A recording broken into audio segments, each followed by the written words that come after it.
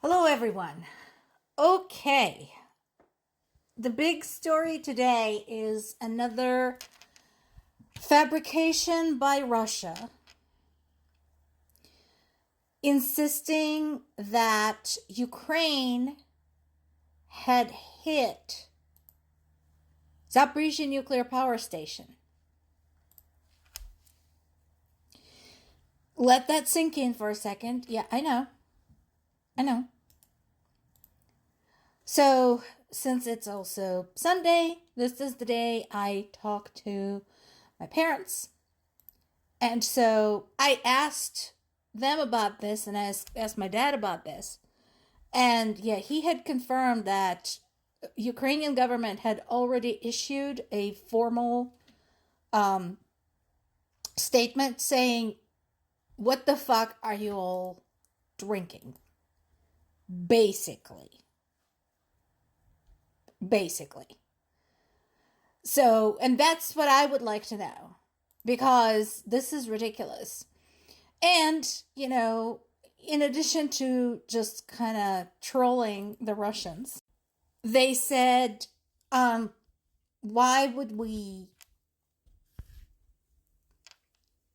bomb our own station? We're planning to take it back soon, which you gotta appreciate.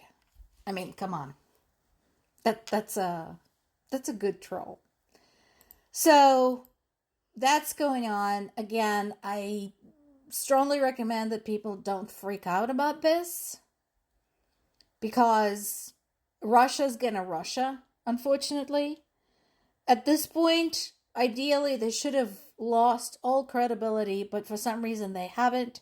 I don't know why anybody listens to them anymore. I honestly don't. And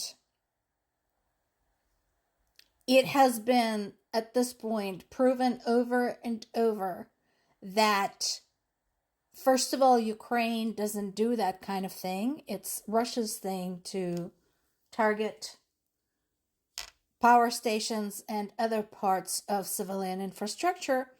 And second, again, this just doesn't make any sense.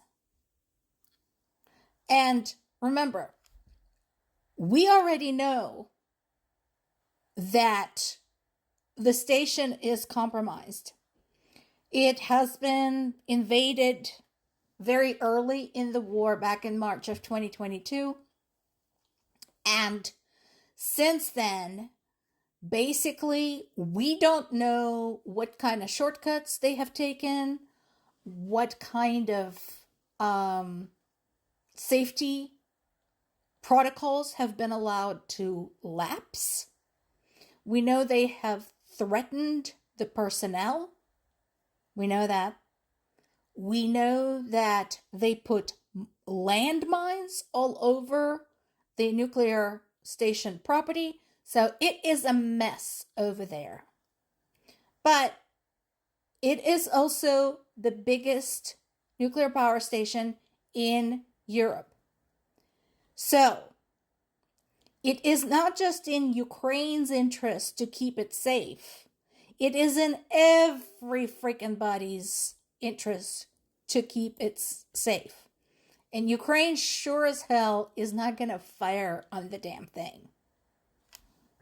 Of course, counted on a UN organization, in this particular case, their nuclear watchdog, to immediately say, "Oh, how irresponsible." Shut up.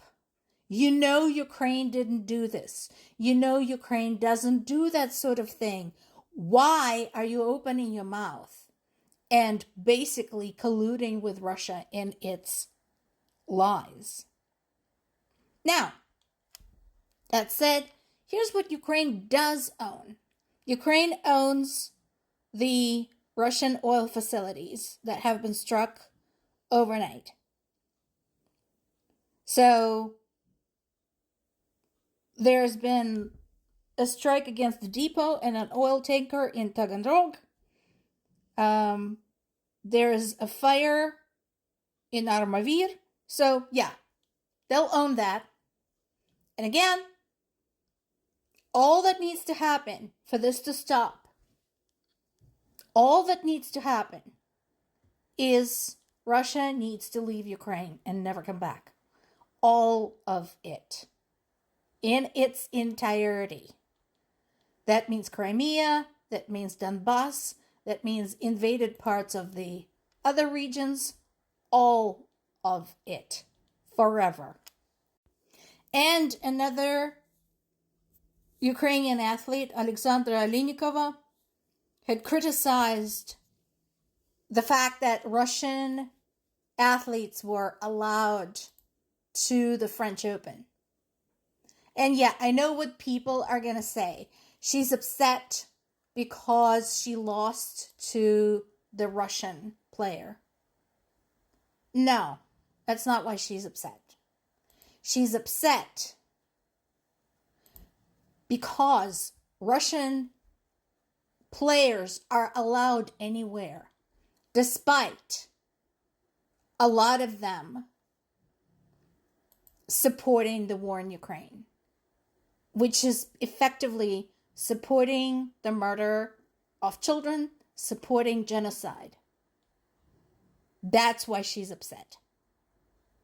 I hope that clears it up for you. My parents say hi. More to come.